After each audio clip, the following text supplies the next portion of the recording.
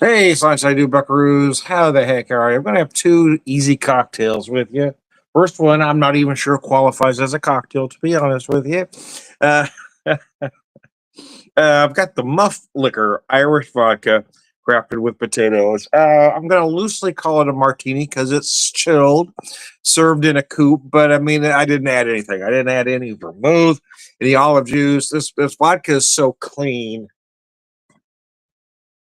that I just wanted it as is, just very cold, still glass, stirred, not shaken. Despite what some action heroes might want to tell you, a martini should never be shaken, nor should a Manhattan. You should not shake those cocktails. They're best stirred. Anyways, I digress.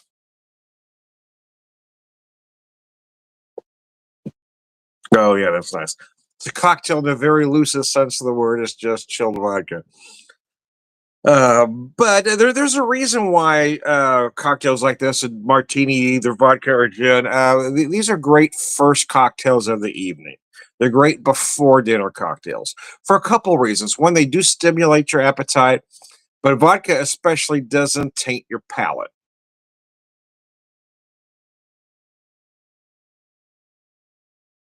That's why a good vodka martini, or in this case, just some chilled vodka with nothing else, is a good starter cocktail.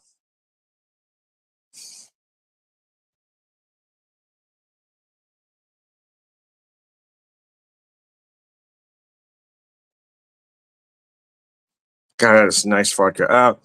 They say the description you get a hint of vanilla, and they're not kidding. You get just that slight notion. If I didn't read that, I'd be wondering, be scratching my head, going, "What the hell am I tasting?" Because because you don't typically get vanilla from vodka, but boy, you get that little bit.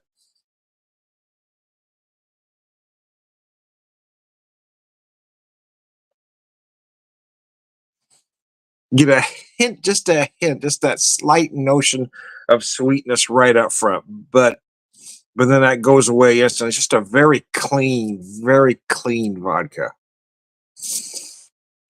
Oh.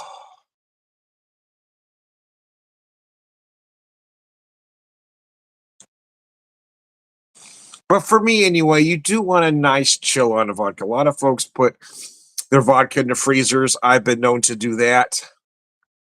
You're not going to hurt it, and it is good cold. It also, I mean, if you take it from the freezer and give it a chill, you're gonna keep that vodka cold. And if it's already in the freezer, you're not going to get much uh, melt melt off in your cocktail, or your, in this case, straight vodka chill.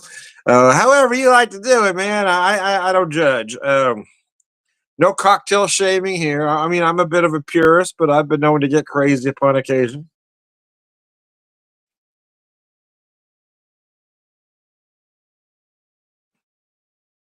Yeah, I didn't even want to put an olive in here. I mean, I wanted to keep this just clean.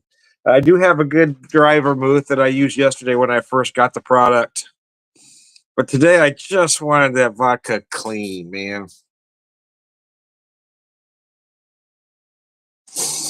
Oh,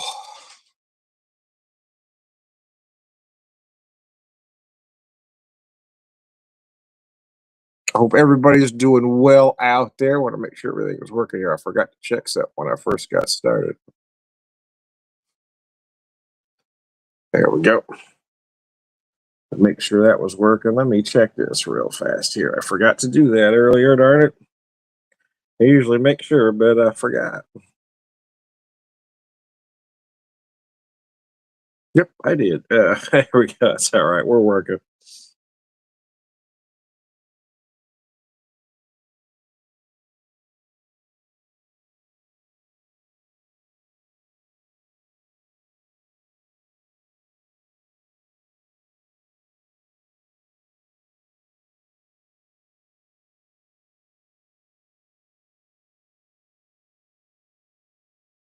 Yep, everything's working as it's supposed to.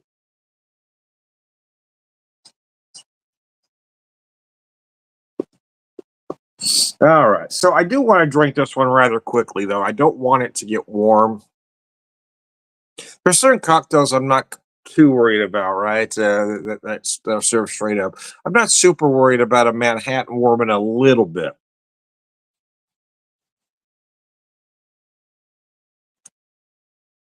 You do want to start with a good and cold, but I'm not too concerned about it warming up a little bit. But the vodka you want cold all the way through. So,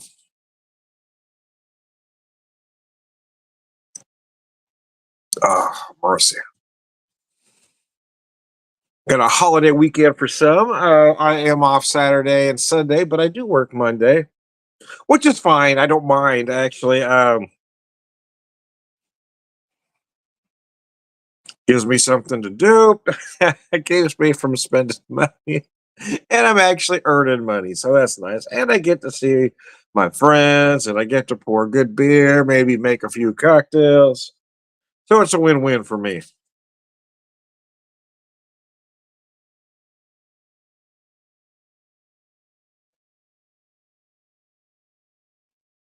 Uh,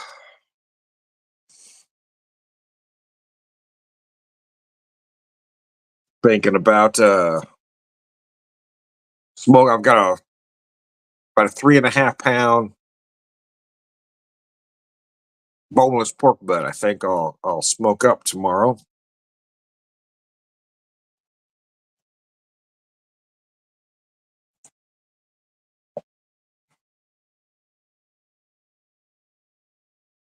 Weather permitting, I think we're gonna have a nice day. But the last time I went out there to the backyard, there's been bees everywhere. I had a friend, I guess where he lives, there's a lot of yellow jackets, and he got hit by a swarm of yellow jackets the other day. It seems like they're a lot worse this year, and I'm rather allergic, and I don't happen to have an EpiPen at the moment. So last time I went out there, I brought all my stuff out, and I went back out there, and, a whole bunch of bees were hovering around my whiskey. So son of a bitch. I grabbed my stuff carefully. Well, here's the thing: there was some flies, so I had a fly swatter out there, but I didn't want the bees to think that I was going to get them. Right? You and use that fly swatter to catch a fly. A bee gets irritated, thinks you're after him. Next thing you know, you're on your way to the emergency room. And I didn't want to go through that, man. So we'll see how bad it is tomorrow. But I really would like to get out there and smoke something.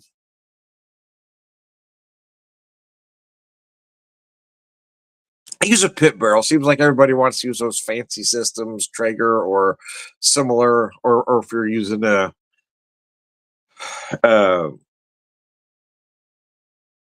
you're a traditionalist like myself that uses charcoal, well, most folks want that big green egg, which I don't necessarily have a gripe with those products. I think they're fine. But I'm a little simpler. 2020, I bought a pit barrel, and I really like it. It's just a very simple system. There's no gauges on it. You never add charcoal or wood at any time, other than once you get started. But once you put that lid on, whether you're smoking for 4 hours or 12 hours, you just don't touch it again. That was the hardest part for me to get used to, in all honesty. But I mean, now that I have gotten used to it, it's perfect. I mean, I did some ribs a couple weeks ago that were perfect. You just got to learn just to. The only thing you have to do. There's a very specific way they like you to put the coals, and as long as you do that, you're golden.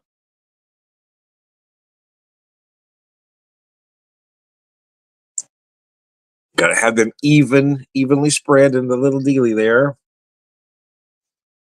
But yeah, you put that in. So what I like to do, and the one thing I really like about it is that I bought a few accessories. So there's two pieces of rebar that go in there. You've got some ventilation holes at the top. You put that rebar in there, and then I have a hanging basket, or I have hooks. If I've got a smaller piece of meat, I'll just put it in the basket. But if not, I just put hooks in there, and it hangs. And rather than sit on a grate, in my opinion, it cooks much better that way. It cooks more evenly because it just hangs, and that smoke just sort of encompasses instead of just sitting on a rack or a grate there. So I really like that aspect of the pit barrel, and it's an American owned, veteran owned company, and I like that as well.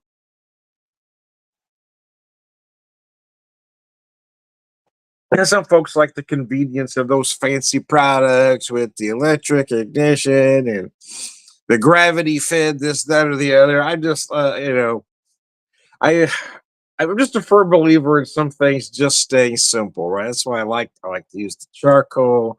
I typically buy lump. I like Royal Oak personally. I know some don't, but I do. But there are other if I find other brands that are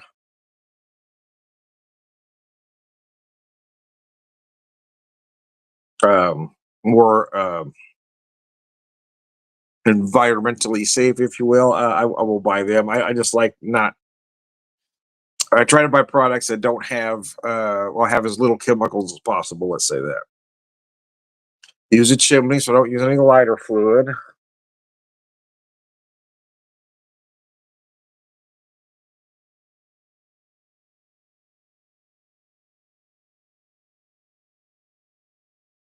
All right, we're almost done here. I'm going to step off camera real quick and get cocktail number two. I'll be right back.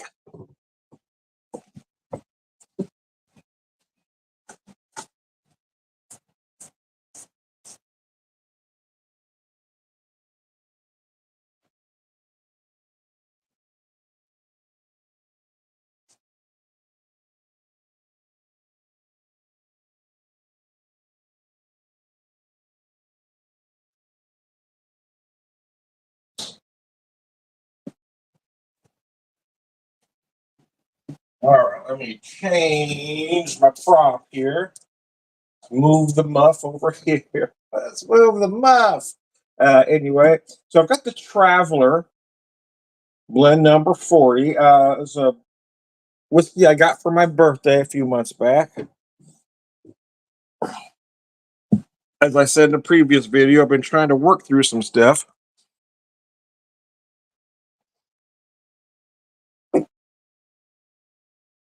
So I made a version of a Manhattan. Hey, Gabriel, how are you? Post your comment there, my friend. Hey, Tom, good to see you. I'm doing good. That's nice to hear, man. If you're drinking something, let me know what it is. So I've got the Traveler whiskey. This is the one I got for my birthday. Not typically a huge fan of blends, but this one is done well. That 90 proof, which lends itself well to a cocktail. So yeah, I did. I basically used the Manhattan as a template here. So I've got 2 ounces of the whiskey, half ounce of sweet vermouth. I use the Antica formula, and then a half ounce of amaretto, some Disaronno, and then toasted almond bitters. And of course, the signature dark cherries sitting at the bottom of the cocktail. So kind of a nutty Manhattan, if you will. But nutty Manhattan. Anyways, I digress.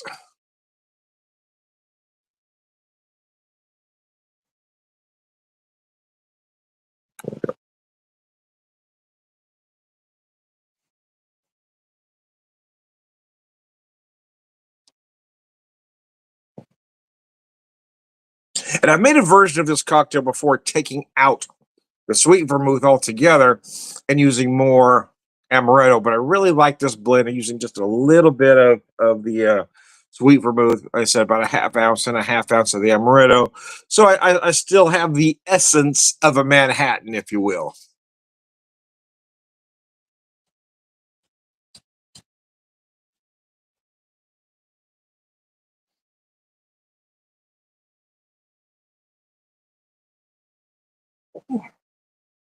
Gosh, that's nice. I like those toasted almond bitters.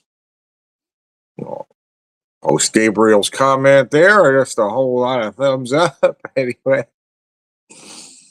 uh, oh, that's nice. That's a nice cocktail.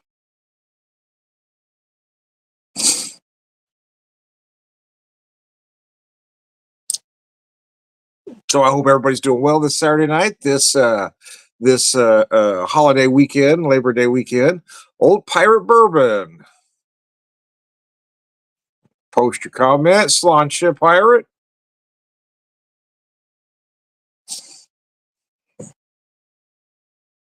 If anybody watching wants to tell me what they're drinking, that would be fine. We're going to have a conversation. Oh,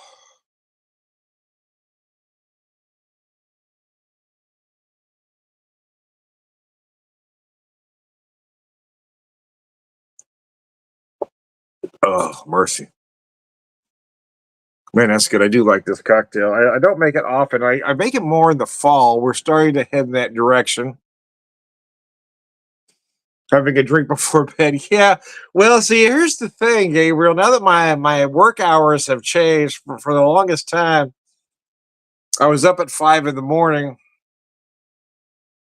I go in early, get home early, but now that I'm a bartender, I work mostly evenings. So I've tried to adjust and try not to on my days off change that pattern. So we're usually up. I mean, I used to be a guy that was in bed by 8 o'clock every night, and now we're staying up past midnight most nights.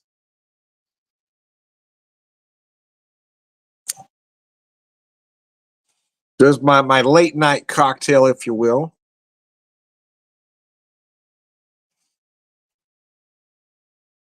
Post your comment there, my friend. Yeah, here in Missouri, it's just shy of 10:30. So, anyways,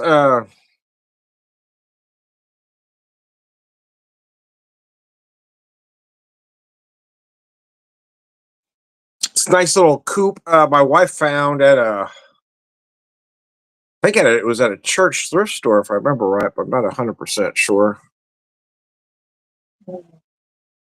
She said she doesn't remember. It's 8:22 in Arizona. Yeah, you guys are a couple hours earlier, so it's not that late for you. Anyway,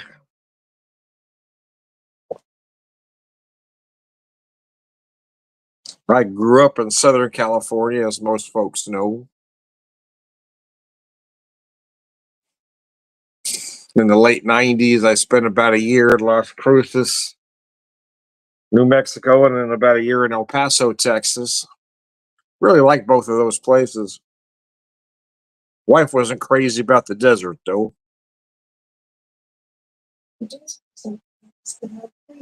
He said, wasn't the desert per se, it was just that there was no green, which, it was the desert, but nevertheless, the all rock yards kind of threw her off, I think. No grass, no trees, no nothing, a lot of cacti. I loved it out there, though. Loved the food, man. It's the first time I'd ever had a flat enchilada when we moved to Las Cruces. First time I'd ever had enchiladas montadas with an egg on top. Oh my gosh! And because they're so close, Las Cruces is so close to Hatch, New Mexico. You got those great Hatch chilies there. Oh man, the verde sauce was insane.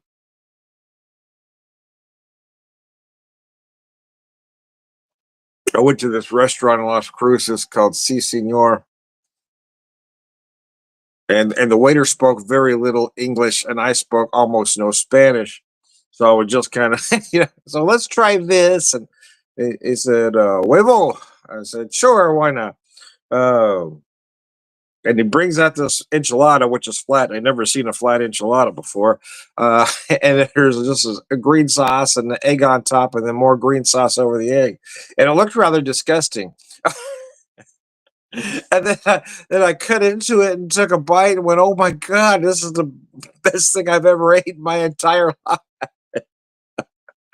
Oh mercy!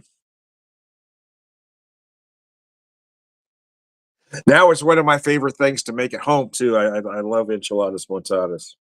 Anyways, we're almost done here, so I'm going to wrap this up. I am Tom, the Whiskey Whisperer, Whiskey Evangelist, prolific whiskey drinker, purveyor of wisdom, and